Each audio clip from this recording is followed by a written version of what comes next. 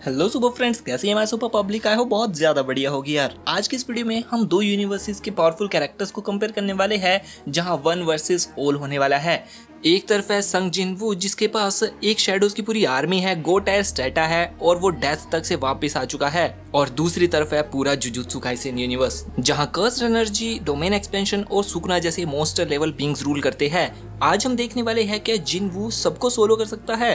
Let's begin from the bottom to the top, बिल्कुल वैसे ही जैसे सोलो लेवलिंग पर डंजन प्रोग्रेशन होता है। सबसे पहले बात करते हैं राउंड 1 की, जहां पर संग जिनवू वर्सेस लो टायर सॉर्सरर्स की बात करेंगे। यहाँ के ओपोनेंट्स है जैसे माई जेनन, मोमो निशिमिया पांडा जो कि अपने बेस फॉर्म में है, एंड नोरितोशी कामो। इन लोगों के पास बेसिक कर्स्ड एनर्जी टेक्निक्स है, speed, strength, reflexes basic human से थोड़ी सी ज्यादा है, और इनके पास अच्छी खासी मूव्स भी है, जैसे कि माई की बुलेट कर्स टेक्निक और पांडा का gorilla form, but nothing beyond B rank threats. देखो, इस लेवल में तो संग जिनवू की स्पीड बहुत ही ज्यादा है, लाइक इन कैरेक्टर से वो 10 गुना ज्यादा फास्ट है। इस लेवल के लिए उसके शैडो सोल्जर्स जैसे आयरन और टैंक ही इनफ है। इवन उसको बीरू और इग्रिस की जरूरत भी नहीं पड़ेगी। तो अभी बात करते हैं राउंड 2 की, जहां जिनवू grade 1 and semi special grade sorcerers के साथ फाइट करेगा। यहाँ के ओपोनेंट्स केंतो नानामी एंड माकी जेनिन, जो कि माई के डेथ की बात की है, मेगुमी एंड टोडो है। और इनकी एबिलिटीज अभी अच्छी खासी है, जैसे नानामी के पास उसकी 7:3 की कर्स्ड स्लैश है, माकी के पास काफी अच्छी स्ट्रेंथ है, और मेगुमी का डोमेन एक्सपेंशन और माहोरागा इस लेवल के सबसे खतरनाक फाइटर्स होने वाले हैं। और फिर टोडो की लोकेशन स्विच उसकी यहाँ पर काफी हेल्प कर सकता है। देखो, नो डाउट संग जिनवू की स्पीड और स्ट्रेंथ काफी अच्छी है, लाइक वो प्लेनेटरी लेवल डिस्ट्रक्शन कर चुका है और उसके पास अच्छी खासी एबिलिटीज भी है। माहोरागा जैसे एडेप्टिव शिकिगामी के लिए बीरू और इग्रिस एक अच्छे फाइटर्स होंगे। जिनवू की रीजनरेटिव स्पीड भी काफी अच्छी है और वो शैडो स्वैप से इजीली इन सभी अटैक्स को डॉज भी कर लेगा। देखो, मेगुमी के पास माहोरागा है, तो जिनवू के पास बीरू और कामशी है, जिससे वो इस लेवल पर विन कर लेगा। बात करते हैं राउंड 3 की, जहां जिनवू बैटल करेगा स्पेशल ग्रेड कर्सिस से। यहाँ के ओपोनेंट्स है जोगो, हनामी, डैगन एंड माहितो, और इन कैरेक्टर्स के पास नेक्स्ट लेवल एबिलिटीज है, जैसे गोजो की volcanic domain and Meteor, hanami का नेचर बेस्ड कर्स एनर्जी, और डैगन की वाटर बेस्ड डोमेन, और माहितो की साउल मैनिपुलेशन, जिसको आइडल ट्रांसफिगरेशन कहते हैं। तो इस लेवल के साथ सन को बैटल करने में थोड़ी सी प्रॉब्लम होगी, लेकिन माहितो की साउल मैनिपुलेशन जिन पर काम नहीं करेगी, क्योंकि जिनवू का जो माना बेस्ड रिजरेक्शन है वो उसकी साउल को टच भी नहीं होने देगा। जिनवू की कामी व्रेथ की एक स्ट्राइक ही मीटियोर लेवल के एक्सप्लोजन्स कर सकती है, तो यहाँ पर जोगो हनामी के लिए ये काफी है। प्लस बीरू और इग्रिस तो यहाँ पर सोलो कर सकते हैं जोगो हनामी जैसे ओपोनेंट्स के साथ, तो इस लेवल पर भी जिनवू बैटल को विन कर लेगा। बात करते हैं राउंड 4 की, जहाँ जिनवू बैटल करेगा इलाइट सॉर्सरर्स और डोमेन मास्टर्स के साथ। यहाँ के ओपोनेंट है यूता, किंजी हकारी एंड गीतो सुगुरु।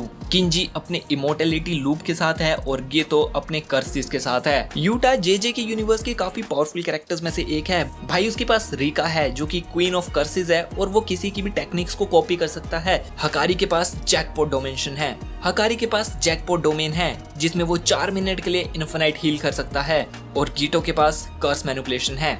अगर हम सन जिनवू के रिस्पॉन्स की बात करें इस लेवल पर, तो यहाँ पर जिनवू बीरू का यूज करेगा, एंड डूड यूटा की रिका भी यहाँ पर बीरू के आगे कुछ खास पावरफुल हमें देखने को नहीं मिलती है। हकारी की इमोर्टैलिटी लूप इंटरेस्टिंग है, बट जिनवू सुपीरियर स्पीड और शैडो ट्रैप्स यूज करके लूप को सर्वाइव कर सकता है। प्लस जिनवू का डेथ टू लाइफ रिजरेक्शन एक बहुत बड़ा चीट कोड है, और इसी के साथ वो इस लेवल को भी विन कर लेगा।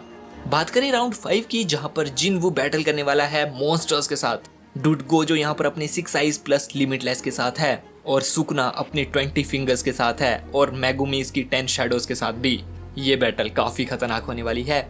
गोजो सातुरो लिमिटलेस इन्फिनिटी का यूज करके टाइम को रोक सकता है, स्पेस को मैनिपुलेट कर सकता है। उसका होलो पर्पल काफी ज्यादा पावरफुल है। अगर हम उसके डोमेन एक्सपेंशन की बात करें जो कि अनलिमिटेड वॉइड है, उसमें गोजो अपने ओपोनेंट को कुछ देर के लिए मेंटली पैरालाइज कर देता है। बात करें सुकुना की, तो उसके पास क्लीव एंड डिसमेंटल है, और उसका डोमेन एक्सपेंशन काफी ज्यादा पावरफुल है क्योंकि उसका कोई बैरियर नहीं है।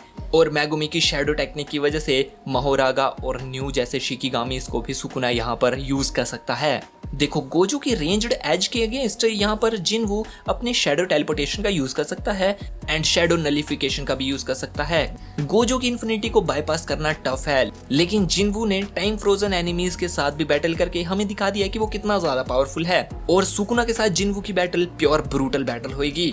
माहोरागा को बीरू संभाल लेगा, लेकिन सुकुना को संभालना थोड़ा सा टफ है। देखो ये एक क्लोज बैटल होगी, लेकिन इसको विन करना जिनवू के लिए काफी टफ होएगा। और अगर इस लेवल में गोजो और सुकुना ने टीम अप कर लिया तो जिनवू के लिए जीतना थोड़ा सा टफ हो जाएगा। लेकिन फिर भी मेरे अकॉर्डिंग इस बैटल में जिनवू के जीतने के चांसेस 10 में से 6 है। वेल, आपका क्या ओपिनियन है मुझे कमेंट सेक्शन में जरूर बता देना। और अगर फाइनल वर्डिक्ट की बात करूं तो यस, जिनवू एक काफी पावरफुल कैरेक्टर है और वो जेजे के यूनिवर्स के साथ काफी अच्छी बैटल भी कर सकता है।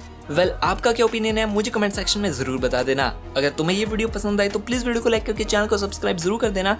और मुझे कमेंट सेक्शन में ये भी बताना क्या आप लोग जिनवू वर्सेस नारुतो यूनिवर्स की बैटल देखने में इंटरेस्टेड हो। वेल हाँ, तो कमेंट सेक्शन में बस यस लिख दो। मिलते हैं अगली वीडियो में, तब तक के लिए bye and thanks for watching.